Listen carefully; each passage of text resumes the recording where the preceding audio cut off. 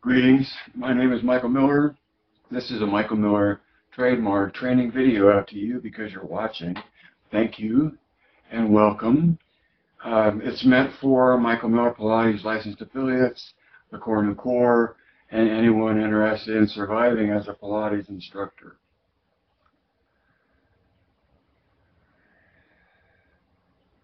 Like 7 things today, and the first one matters more in the Facebook world than in the YouTube world, because number one is set out the hat. And by that I mean, if you are on the mall, the pedestrian mall, performing, set out the hat so that people can contribute and support you. Set out the hat. And in Facebook, I plan to post the link for my hat before I start my broadcast, and then post the link to my hat after the broadcast. Okay? And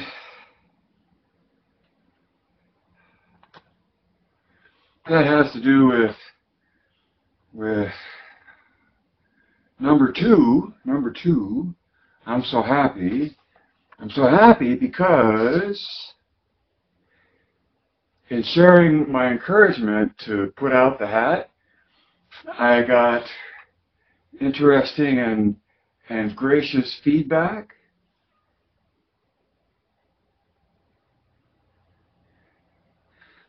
That indicated that my philosophy is the word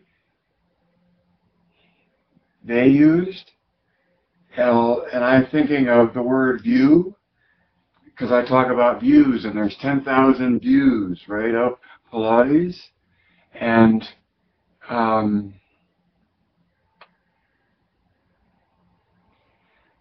got acknowledgement for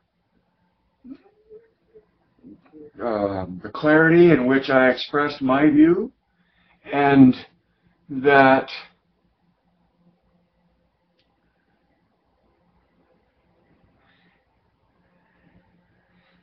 there are those that have a view and those that don't, but their word was philosophy.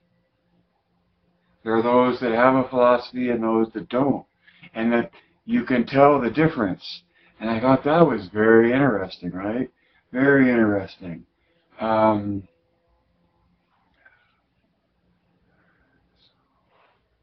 So, number 3, unable to listen. Unable to listen. Like the hand is out. And the hand is out because the blinders are on. And the blinders are on willfully, just try to maintain focus.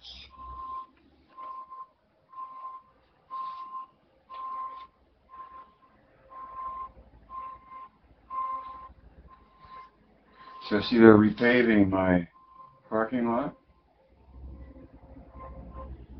And there's been construction across the street forever.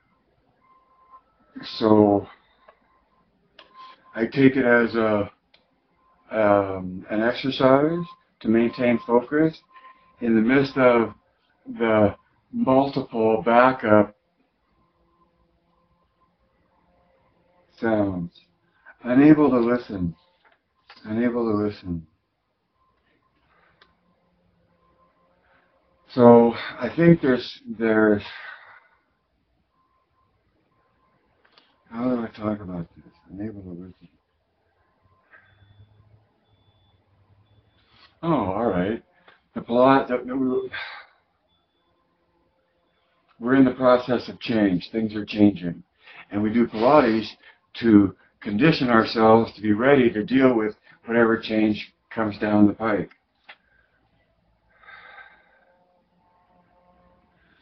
on a broader scale as a Pilates instructor and to survive as a Pilates instructor,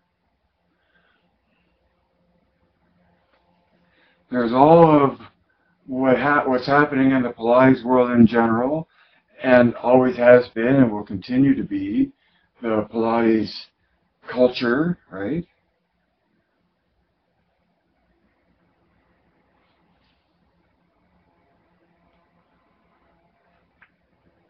But within that change, there's usually trends, and those trends are pretty obvious and in some ways pretty predictable in their consistency in manifesting in human nature, throughout human nature. So what am I saying? Okay, the loss of focus. And talking about having to wear blinders on and being unable to listen. And seeing change happening around us, and I would call one aspect of that change being big money, and big money's capability of establishing a lot of outlets and providing access to the equipment very economically.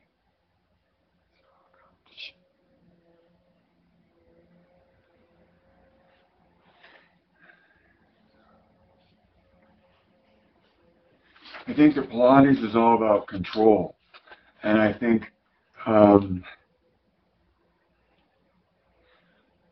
hope and fear are different sides to the same coin, your attitude toward the future. And your attitude is inescapably yours that you make through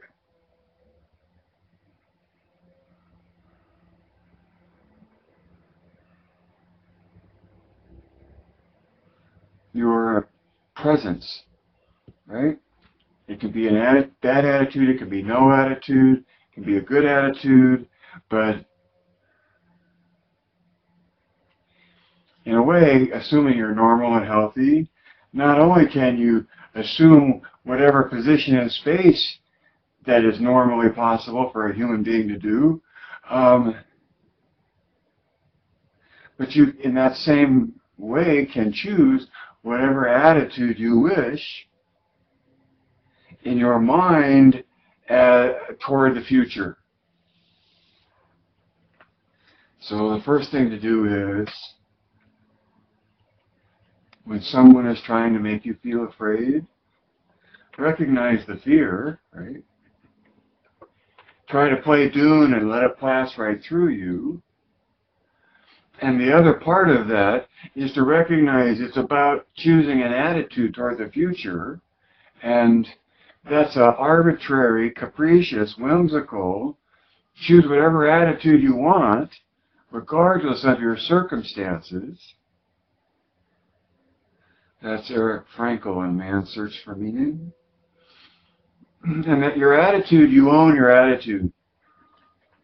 You know, your attitude isn't anybody else's fault but your own, because your attitude is something you completely choose on your own, regardless of your circumstance. And so, this whole question about what's my future as a Pilates instructor in the midst of the changes going on and that have always been going on. Passion attracts the exchange of money. The exchange of money attracts more interest in serving the passion, right?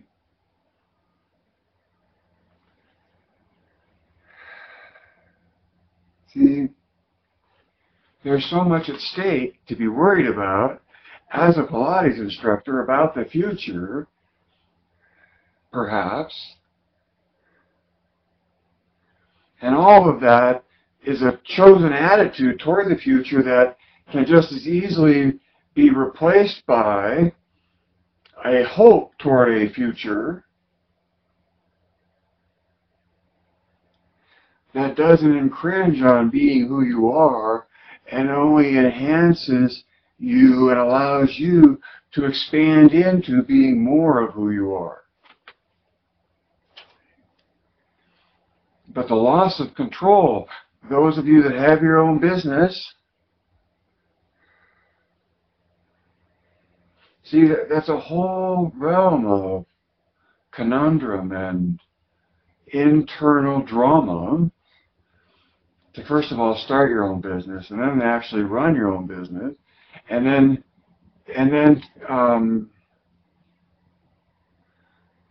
to endure what attitude you choose toward the future and how to survive, not just you as a teacher, but your business as well. Those are heavy and weighty issues. So there's a lot at stake. That's one of the points my notes wanted to make. And a lot of this comes from being free at being able to create an income stream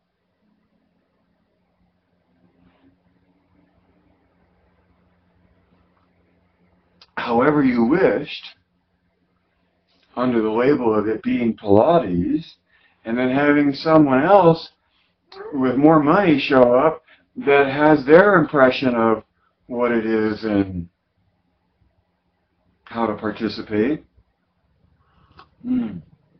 And see, to me it's about value and holding value. And how do you distinguish value? And I said yesterday that I encourage any of my instructors, if there are any, but I encourage you, if you want to survive as a Pilates instructor, whether you're mine or not, is to be able to fit in, and I encourage you to go make a bridge program and try it for nothing else but the learning experience, to see what it's like over there. And I would say going in the recognition that you're going to learn their way without any regard to you or your view, see, or your philosophy.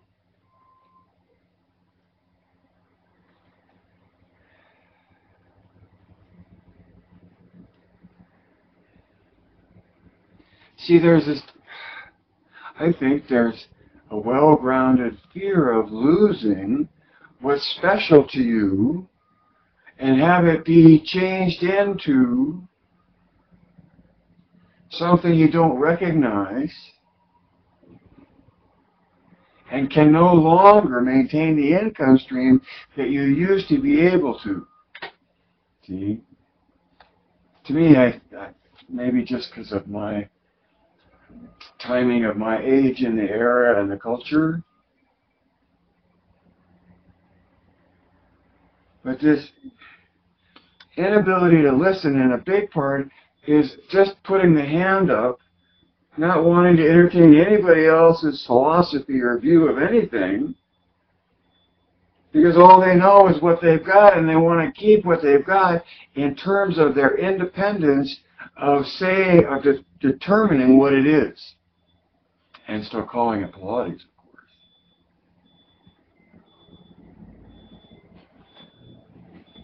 And in a way, there's no big threat because there's no difference, because even the big money only claims authority through aristocratic roots and then loses all of that out of a board of directors looking to enhance return for shareholders. See, so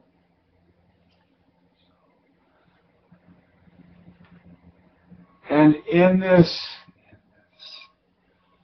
influx of new passion with new money, all wanting to direct that income stream toward them,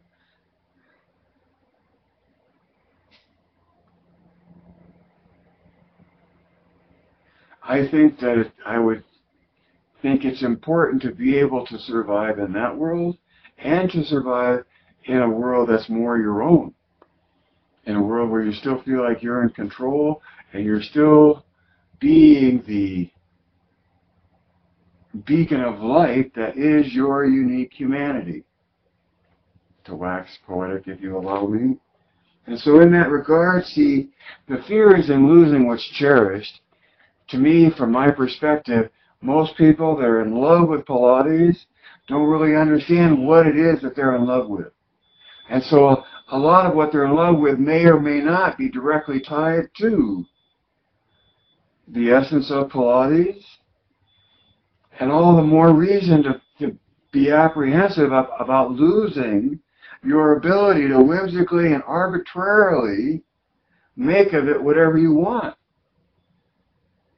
But we all do anyway. Right? I think to survive, my suggestion, my biased point of view, is part of the survival will be pressing you beyond tradition as an authority, because big money is sort of usurped tradition and aristocracy. I think if you look at and see between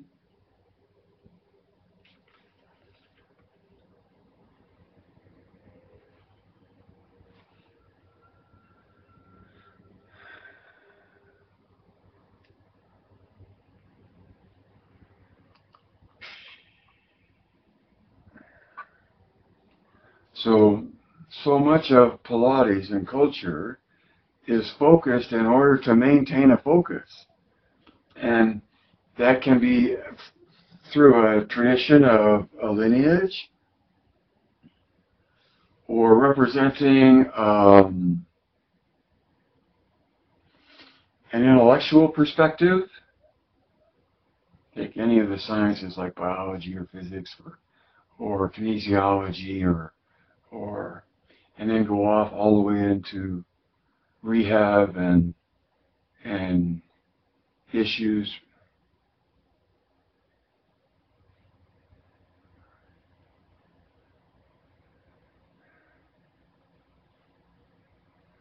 So when you go to look for a sense of place, or you want to establish hope instead of fear,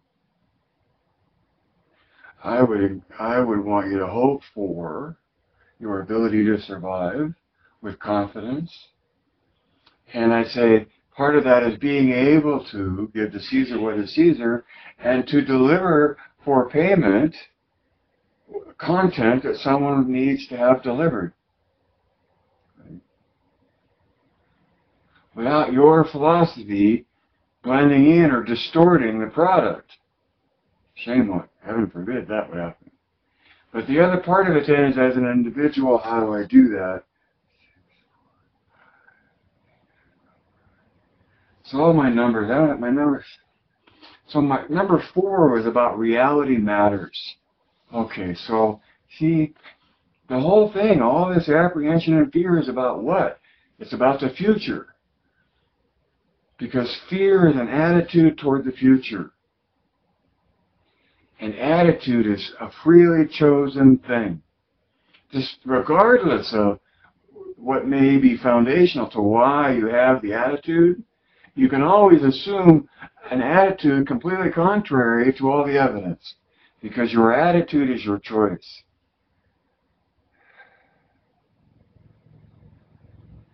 And we're talking about survival, and in survival, reality matters.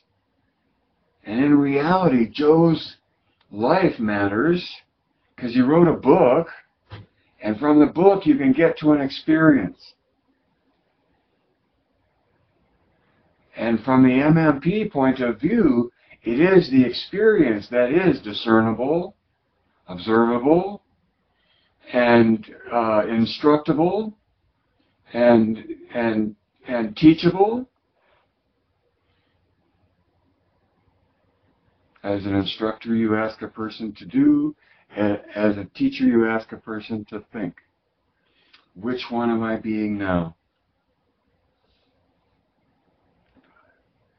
So there's an inconvenient truth about Pilates. It's part of reality, and it's part of, I think, and so this is me and my point of view and my philosophy, but there's an essence to Pilates in and of itself. And that's the inconvenient truth, because it has grown exponentially and benefited many by being such wet clay defined only by a general application of principles. Right?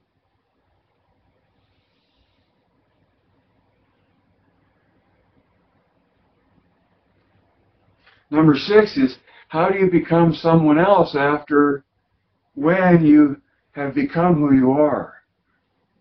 How do you be someone else when you become who you are? It's just a comment, a statement about the dilemma. If you have any history at all of being a Pilates instructor, about how the culture itself is changing, and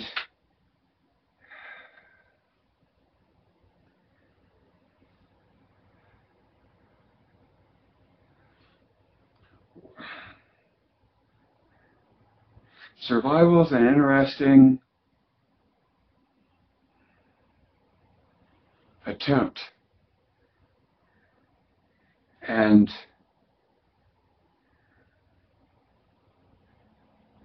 it often requires one adapt to the reality that you're in.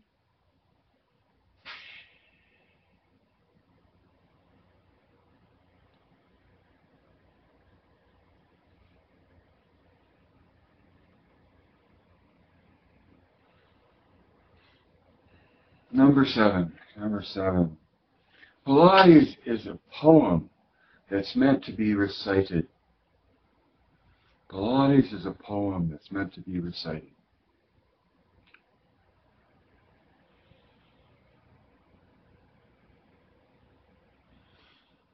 Pilates is a poem that's meant to be recited. Life can't live forever. Read between the lines. See behind the curtain. Add 2 and 2. If you don't, nobody else will on all of that, right? Who's going to add 2 and 2 for you? Well, there may be people that are doing that, but if you don't do it for yourself as well, you sort of deserve what someone else gets as a sum, right? Which is the point about